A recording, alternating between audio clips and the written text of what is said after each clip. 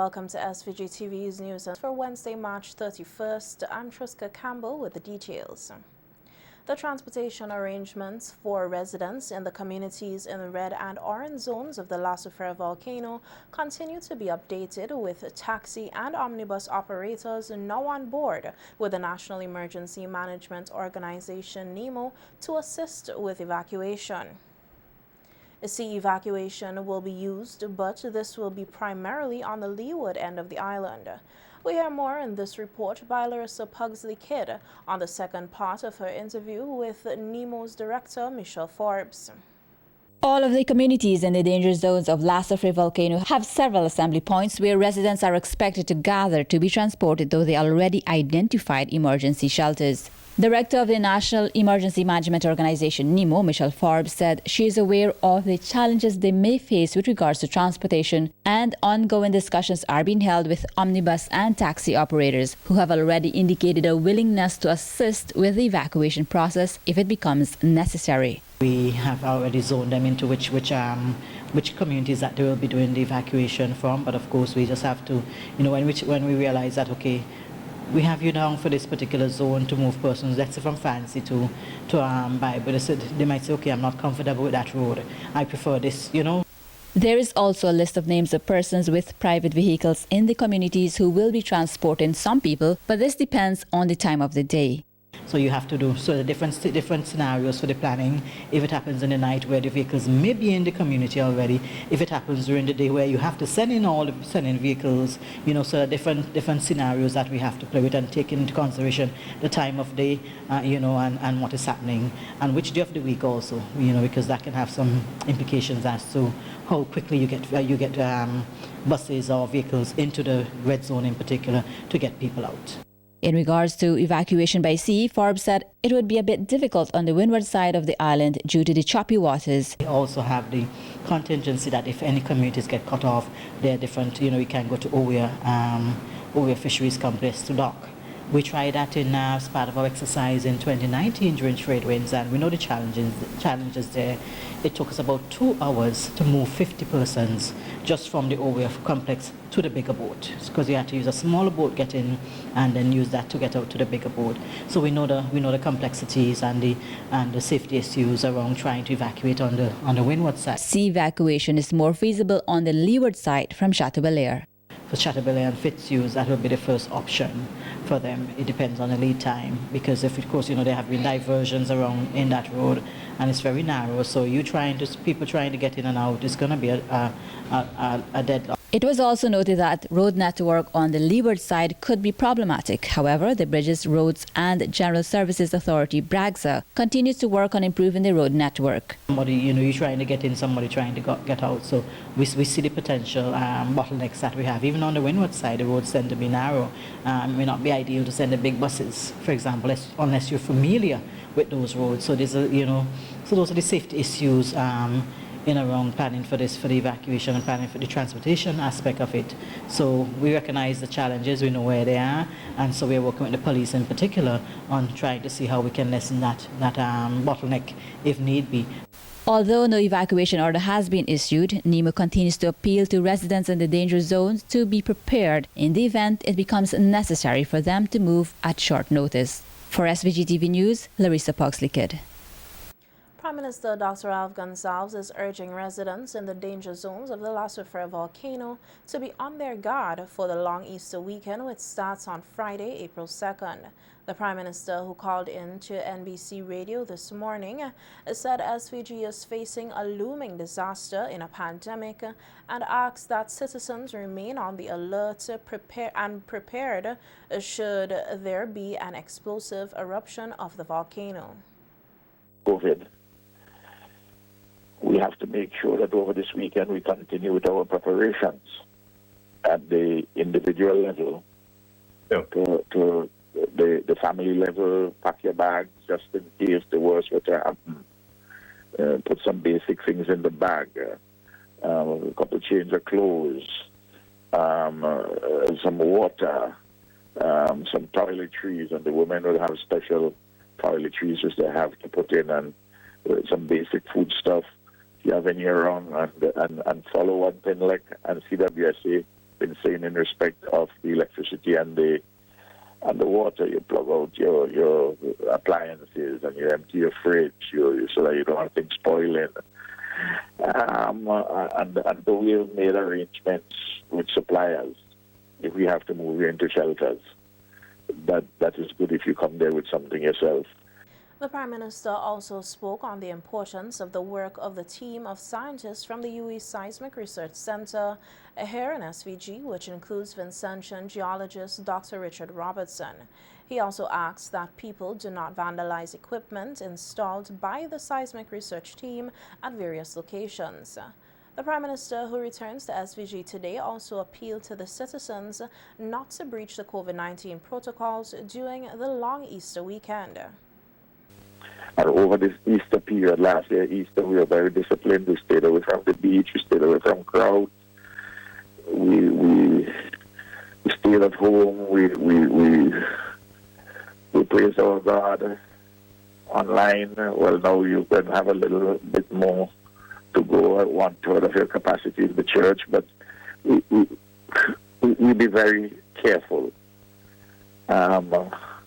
And try and let's get back to normalcy as soon as practicable. Lead scientist monitoring the La Soufrière volcano, Dr. Richard Robertson, says there have been no changes to the seismic events from the volcano since a swarm of intense events last Tuesday. Dr. Robertson said he and his team are hoping it stays this way, as they will be taking a chance to visit the summit tomorrow, since no visit was attempted for more than a week.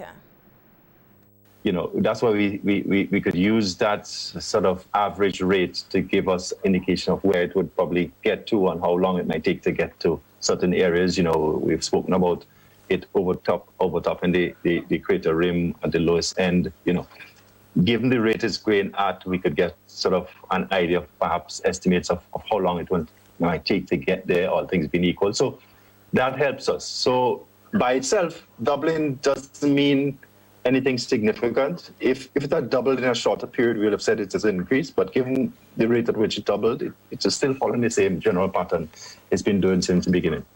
Dr. Robertson said the rainy season is quickly approaching, and this will further hamper physical visits to the summit, as well as getting a clean view of what is happening from the effusive eruption.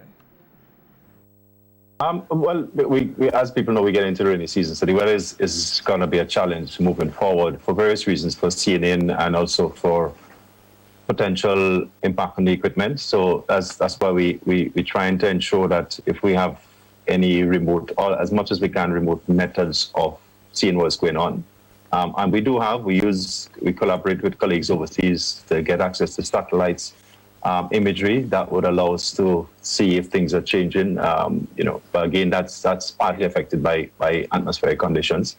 We also have a camera at the summit that intermittently allows us to see what's happening. And we're hoping in the next probably week or probably next month to put another one in a different position so that we could see the front of the growing area in the south. So it's going to be a challenge, but it's, you know, you monitor a volcano in a tropic area, in the tropics, on a high mountain, you know, the kind of challenges that we have is what we expect.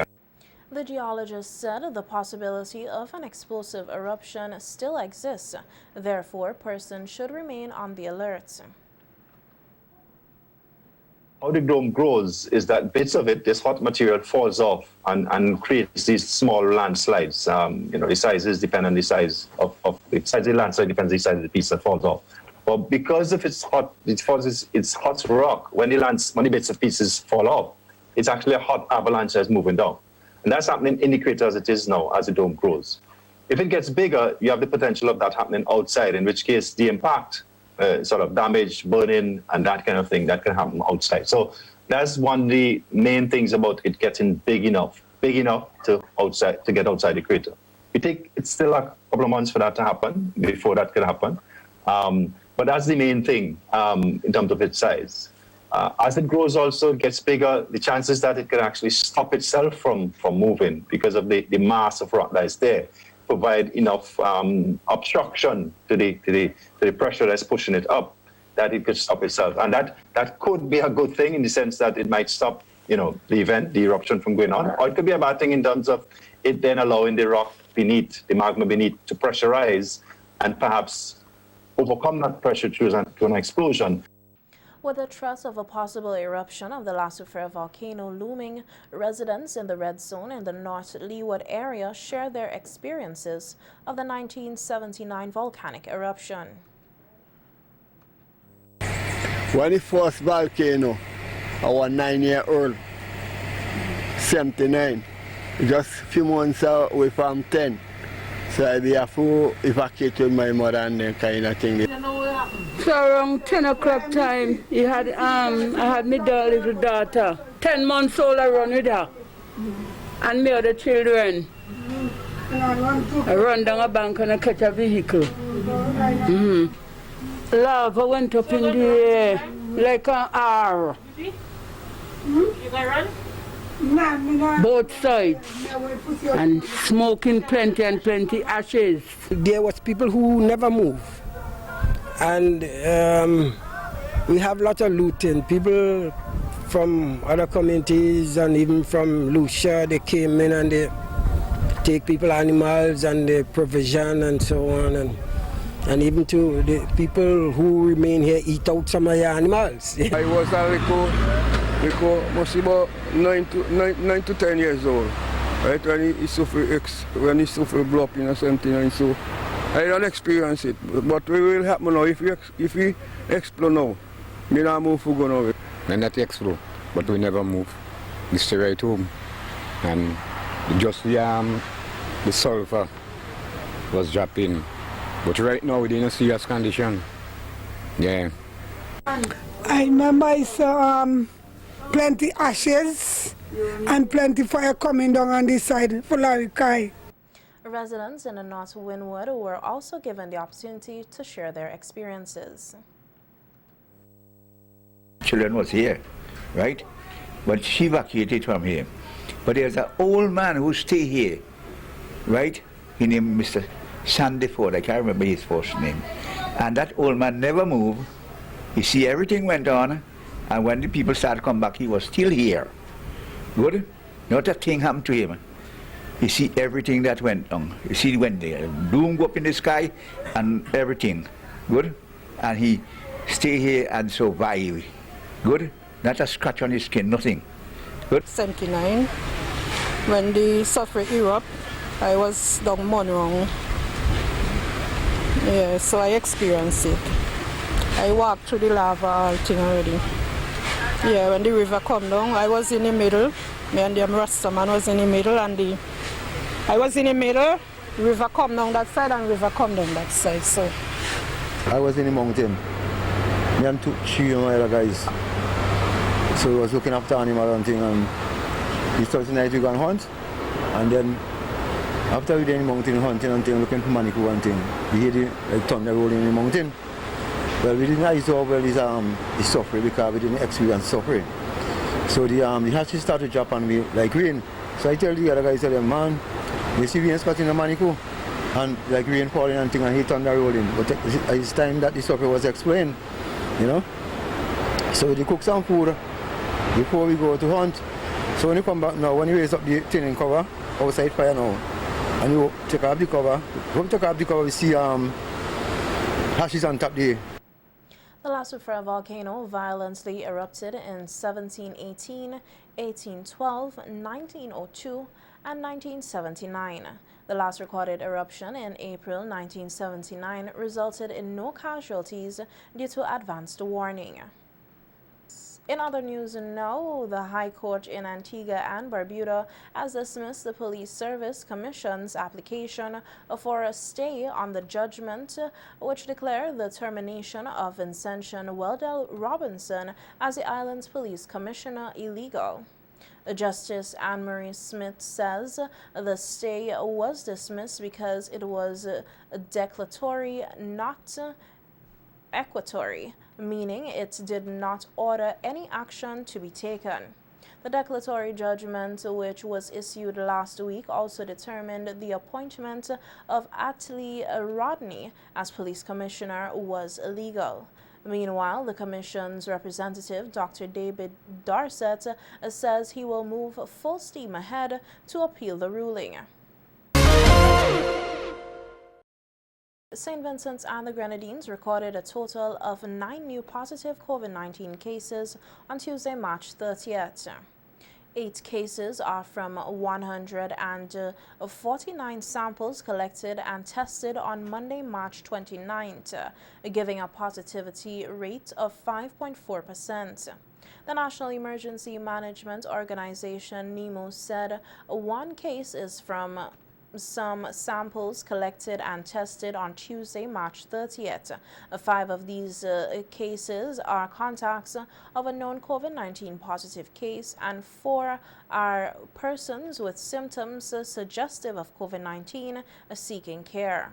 No new recoveries were reported, leaving the number of total recoveries at 1,587. 151 cases remain active, and 10 persons with COVID-19 have died.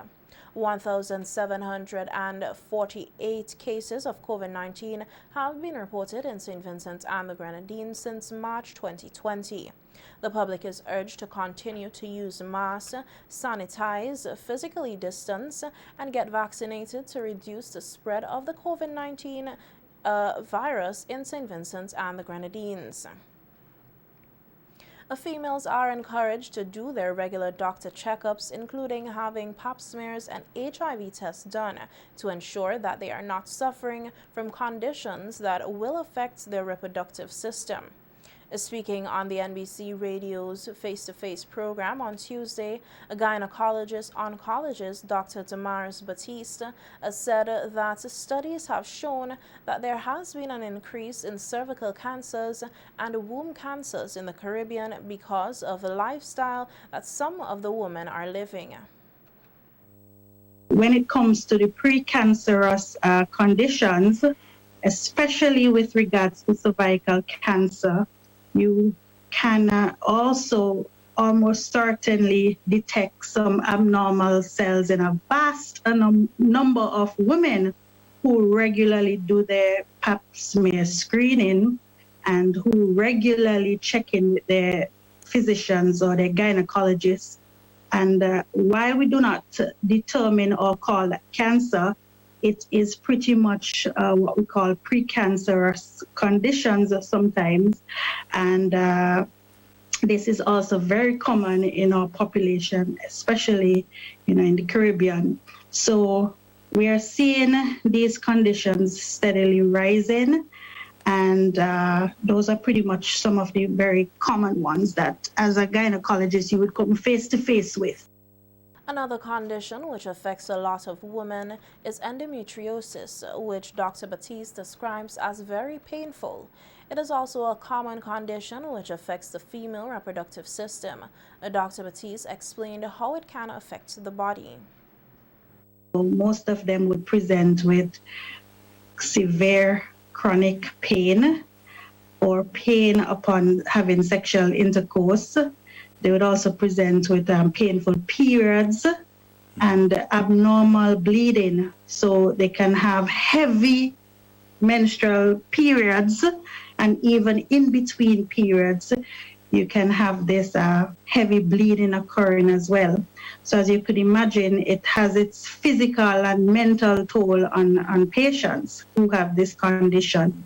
Also, the majority of these patients find it difficult getting pregnant. So sometimes they may be unaware that they have endometriosis, and they would have been trying for years to get pregnant and then seek medical attention, then trying to get pregnant only to discover that they have endometriosis.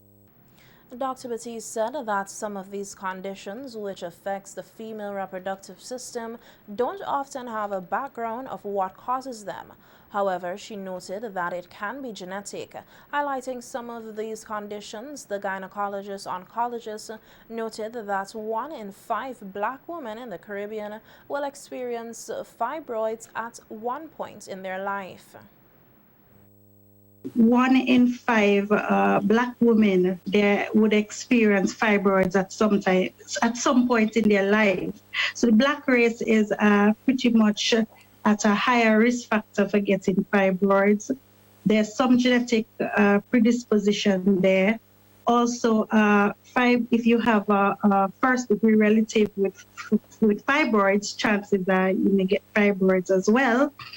And also, we have seen a link with excessive estrogen as well in the body. So that the fibroids seem to feed off of excessive estrogen. And there's some component linked with diet as well. So some foods can tend to cause these abnormal growth. So fibroids, by definition, they are benign growth of a mass. The Royal St. Vincent and the Grenadines Police Force is seeking the public's assistance in locating Ronald Ginger Matrin, who is said to be a person of interest in connections with investigations into several reports of burglary and theft. The police say if seen, you can contact any police station or Assistant Commissioner of Police in charge of crimes at telephone number 456-1339, that's 456-1339, or 457-1211. 457-1211, extension 217, or officer in charge of the CID at 456-1810 or 457-1211, extensions 216, 220, or officer in charge of the South Central Division at 458-4200. Calls to the police would be treated confidentially. Meanwhile, the police say they are investigating a report of burglary made by a 55-year-old supervisor of North Union. They say preliminary investigations reveal that some unknown person or persons entered the dwelling house of the virtual complainant as a trespasser and stole a quantity of electronic items valued at over $3,221.20 and 350 EC dollars in cash at North Union on March 24th. The police are soliciting information from the general public that will aid this investigation and the arrest and prosecution of the offenders. To contact the Assistant Commissioner in charge of crime at 456-1339 or the officer in charge of the South Central Division at 458-4200, or any police station or police officer that you are comfortable with. All information will be treated confidentially. In more police news, Dennis Jaliso, a 26-year-old mechanic mason of Union Island, was arrested and charged yesterday with possession of criminal property. The police, according to investigations carried out, the accused man allegedly had in his possession $36,000 US, which he knows or suspects is in whole or in part directly or indirectly represents the proceeds of criminal conduct. The incident occurred at Miro on May 30th, 2021. Jaliso is expected to appear before the Serious Offences Court to answer to the charge.